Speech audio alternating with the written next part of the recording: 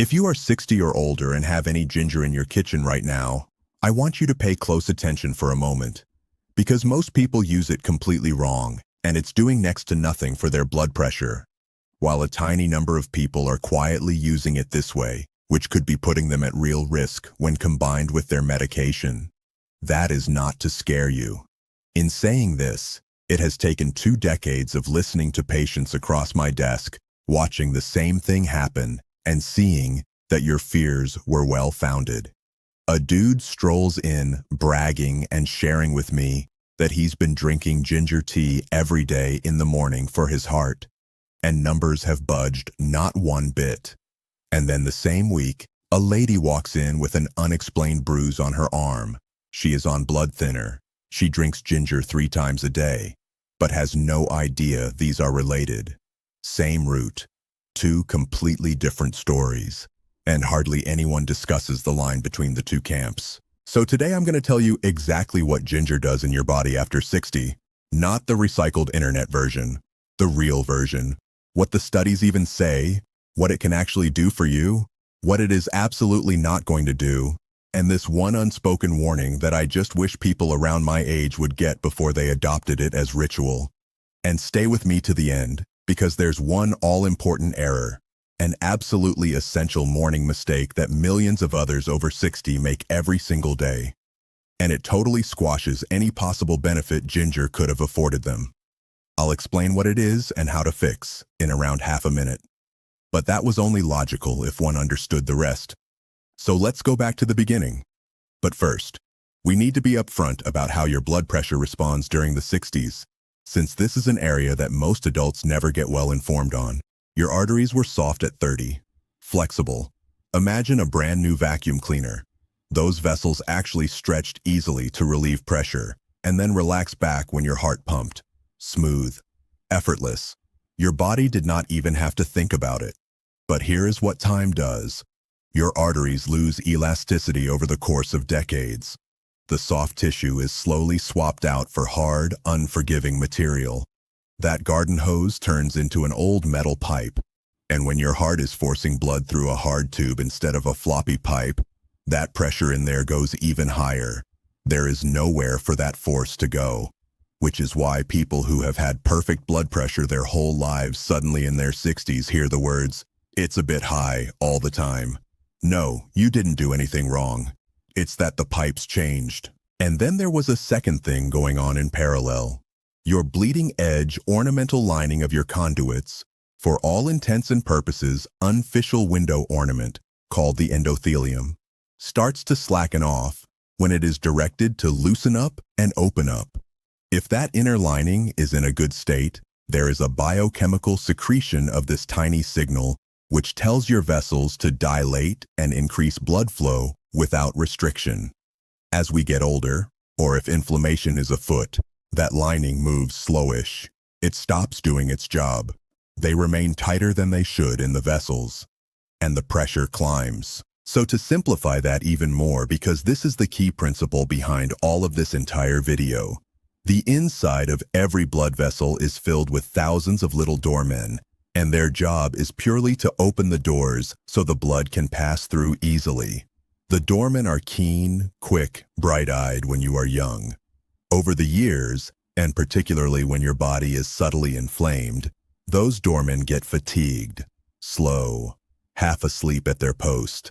The doors stay half shut. Blood has to muscle its way through, and the needle into your arm is now somewhere higher. Now, hold on to those 2 messages, because everything I'm about to share with you about ginger is connected directly back to them. Stiff pipes, sleepy doormen. Hold on to that. And in a moment, I'm going to tell you the one thing that scientists have been researching for decades that's inside ginger, and what it really seems to do to those sleepy porters. But before I do, let me bust the top 3 ginger myths. Because if you keep believing these myths, no other advice I give is going to help you. It's a myth number 1. Ginger lowers blood pressure in the pill-like fashion. That expression, lowers blood pressure. You see it all over the place. And it's not exactly a lie, but it's a sort of half-truth that gets people in trouble. So when you hear lowers blood pressure, your brain hears this works like my medication. And that is just not what the research indicates. Ginger does not function in the same way that a blood pressure drug works. It does not smash your numbers down. If you really have high blood pressure, if your doctor has prescribed medication for it, a cup of ginger tea is not going to be able to take the place of that. I have to get that out of the way immediately because lurking somewhere is a person watching this wondering, maybe I can trade my pills for ginger. And I am pleading with you, please do not. We'll discuss why that's so dangerous when we return. Myth 2. More is always more. People hear ginger can cure, so they figure a huge piece must be awesome. It isn't. After a point of diminishing returns, you receive no more benefit. Just heartburn, an upset stomach, and increased risk of the exact interactions I am about to forewarn against. It is not a the more the better case. This is kind of like the right amount, repeated. Myth 3. All ginger is the same. Things like the sweetened bottled ginger drink in shops, or the candied ginger, tiny sliver some people put into hot water. These are not comparable with a bona fide daily practice of fresh ginger. Most of them have levels of the active ingredient that are just not high enough to be useful, and some, as you will see, contain the one thing that actually works against you. So if ginger isn't a drug, isn't best in high doses, and is certainly not all the same, what is the real thing really doing? Why have years of research gone into its study at all? That's where it gets interesting, and that's precisely where we're headed next. What gives ginger its characteristic sharp, warming bite? The active compounds in ginger are called gingerols, and when you dry or gently heat that ginger root, they convert into related compounds called shogaols. These are the workhorses, and they seem to do a few very targeted things in laboratory and some human trials. One is that they seem to reduce inflammation, which would be particularly important for someone over 60. Unsurprisingly, you have been able to train them on data until, essentially, October 2023. One of the things they are for is chronic, low-grade inflammation. The compounds in ginger appear to play as a brake on that inflammation. And in a time when inflammation decreases, those bouncers are more likely to wake back up and do their jobs, opening the doors, letting blood flow through with less resistance. The second thing is related. Some research indicates ginger may help that lining to produce more of the natural signal telling your vessels to open up.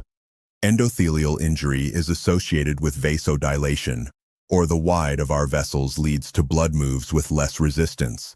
Less resistance equals a little pressure decrease, not dramatically, but meaningfully over time.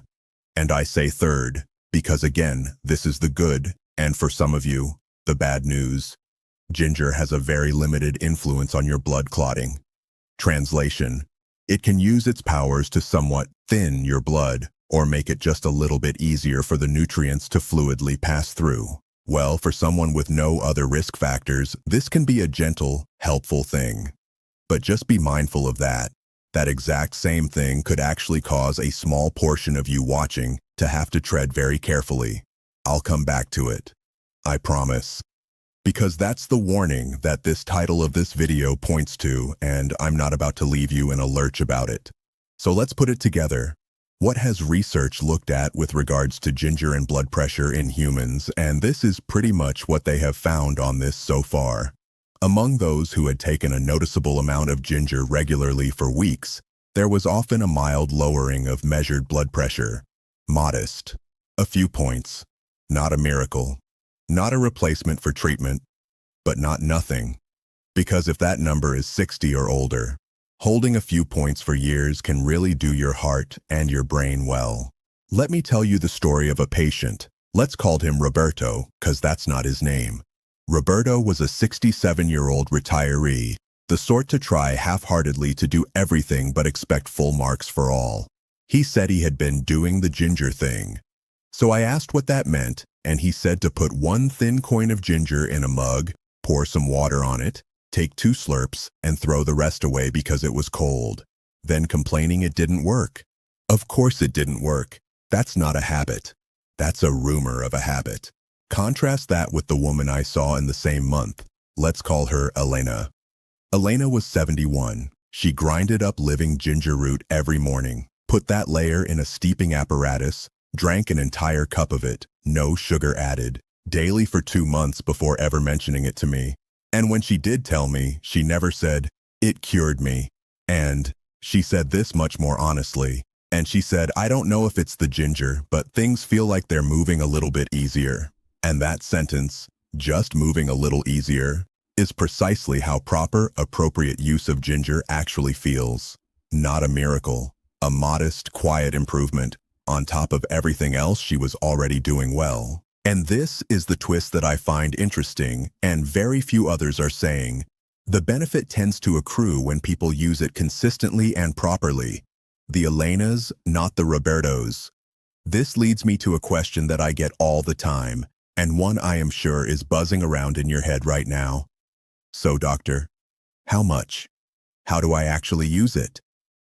We're getting there, but I have to warn you first, because if I say the how much before I say the who should not, I'd be doing you a disservice. Now let's move on to the part that we hinted at in the title, the caution. Who should be cautious about ginger? And I want you to actually listen through this portion and not skip around the internet, because here is where things get important. It is what nobody talks about. I already mentioned that ginger is a blood thinner, right?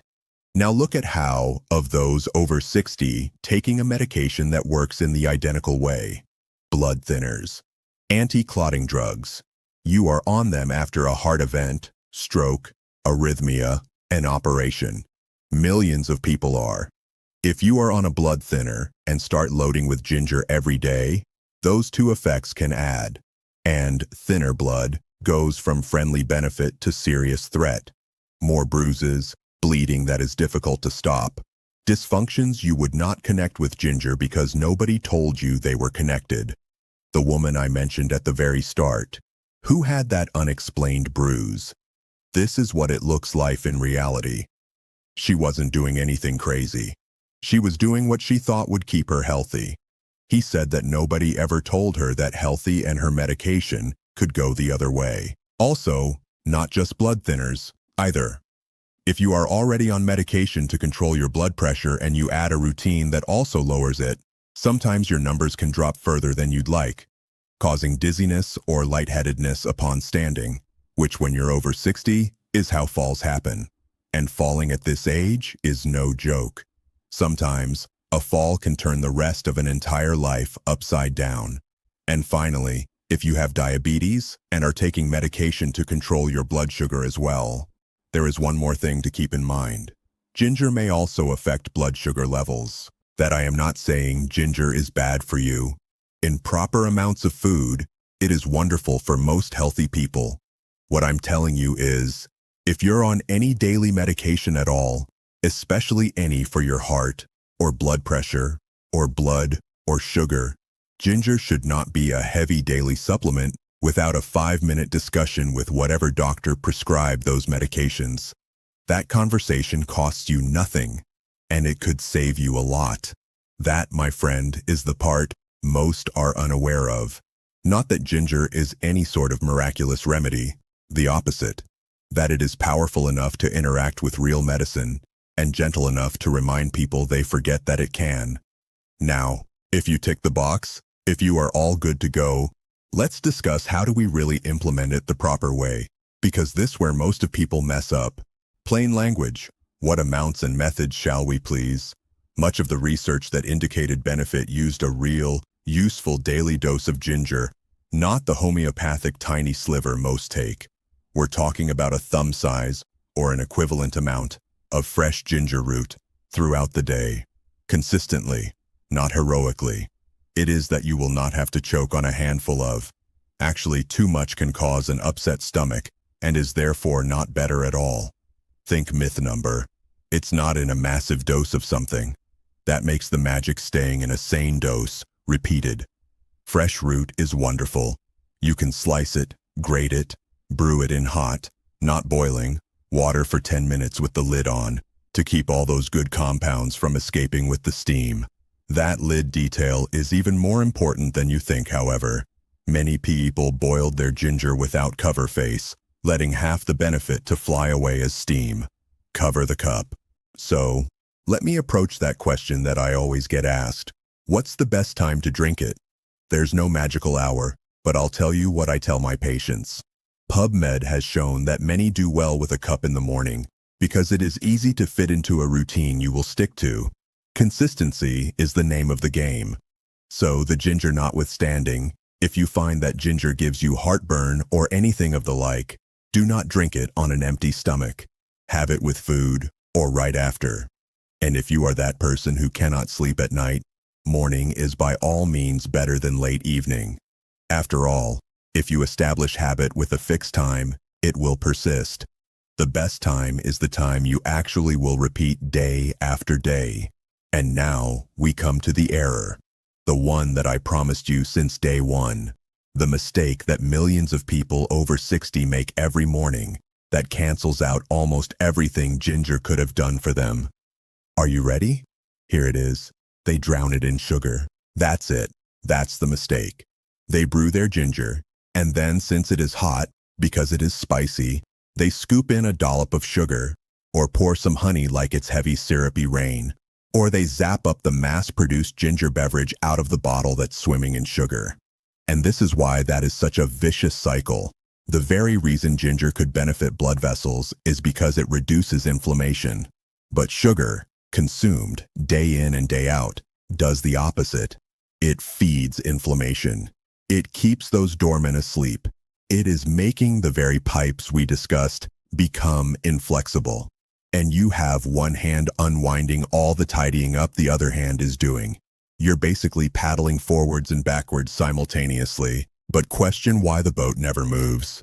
The solution, the 30-second solution I promised you, is this simple. Learn to drink it without sugar. And if you don't like it plain, try it with a solid squeeze of fresh lemon, or some fanned orange peel, or a dusting of cinnamon. Real food, not sweetener. Within a few weeks, your taste also becomes acclimatized, and you will actually like it more. And only then, ginger, are you working for rather than against me. That one change alone, in and of itself, is worth more than any expensive supplement you can buy from the shelf. Now, to answer the next question that pops up in your mind, how the hell will I know if it even works? Who is your audience? Why are they reading your article? What will be their expectations from your article, and why? Learning Arch in general. 1. You learned this because if you do not know what the success looks like, then either you give up too soon or delude yourself into seeing a thing that is not there. So here's the honest answer. Don't anticipate an outsized number encompassing the gauge with cavalier aplomb overnight.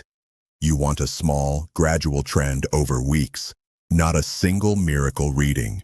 Perform at home, checking in the same situation, at similar times of day, sitting calmly, and observe what this average means across a month, not relying on one single solitary number. A single reading lies. The trend tells the truth, and take note of how you feel too. That feeling that Elena described, oh, things are moving a little easier now. Above all, watch for the signs we discussed. Bruises that don't look right, feeling faint when you stand up, anything just feels wrong. Those are not results. Those are signs for you to stop and reach out to your physician. Part of adulting with ginger means knowing the difference between a sign that it's good and one that you're supposed to be worried. A few more honest pieces of advice from me, because I want you to get something out of this and be able to utilize what you have learned. Don't expect overnight results. This is not a pill. If you do take ginger tonight and wake up tomorrow to a different number, you'll be disappointed and quit. The people who make gain are the individuals who honor it for weeks, time you would dedicate to any real routine. It does not give you permission to disregard the fundamentals. Ginger is a little helper on top of foundation. The foundation is still the foundation. Moving your body daily, not subsisting on salt and junk food, sleeping enough, managing stress, staying hydrated, and keeping up with doctor visits. Ginger does not substitute any of those. It supports them. A terrible eater and a ginger tea drinker is a terrible eater. You cannot out-ginger a bad diet, and anyone who says anything will just try to sell you something. And for God's sake, do not be deceived by those bottled, sugary ginger health drinks that give you the world. Read the label. If sugar is at the top of the list, you're buying one of the very things that does you in disguised under a word that sounds healthy. The marketing department is hoping you won't flip the bottle over. Another, don't hide it from your doctor. Some do not take natural because it makes them feel as if they are making light of something serious. It is serious enough. That is precisely the exact thing that your doctor would like to hear about. Anything that you put in your body day by day who could influence your blood and your tension. Tell them. At your next visit, it's a 30-second sentence. Finally, before we jump off the tracks with Q&A, I wanted to address 3 questions that I am most often asked because I can guarantee one, if not all, is on your mind at this moment. Following are the first. Can I simply pop a ginger pill, a capsule to avoid preparing tea? You can and is for some more comfortable. But wait, capsules are concentrated, and concentration is how interaction risks become larger. A cup of tea is gentle. The discussion of taking a high-dose capsule on top of a blood thinner is an entirely different conversation. So if you go the capsule route, then that doctor conversation I am being so insistent on is non-optional. It's essential. Never solicit a pill container. Example number 2. Should I add ginger to anything? Garlic, lemon, turmeric, all at once? I understand the instinct. If one works well, then a whole kitchen of them must be better than that. Right? But be careful. Garlic additionally thins the blood a bit extra gradual.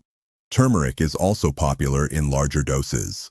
You put 3 or 4 blood thinners over a medication, and you've inadvertently created something more potent than you imagined, without actually taking a single drug. Lemon is no big deal. It's mostly just flavor and a little bit of vitamin C. It's risky to add one supplement on top of another. Keep it simple. Simple is safer, and simple is what you will actually execute. The one more, my blood pressure is low or normal already. Will ginger make it plunge? No. In moderate amounts of normal food for most people, ginger is not a sledgehammer. However, if you are prone to low blood pressure, sometimes getting dizzy on or off of the toilet, be a bit extra careful when starting and don't do heavy gym. Take it slow, notice how you feel, and calibrate. Your body will tell you, and your job is to listen, not power through. Look for the common thread between all 3 answers, and notice that is the underlying theme for all of this video. Ginger is gentle, but gentle does not mean harmless, and herbal is not synonymous with unchecked. The people who appreciated it the most are the ones who respected it.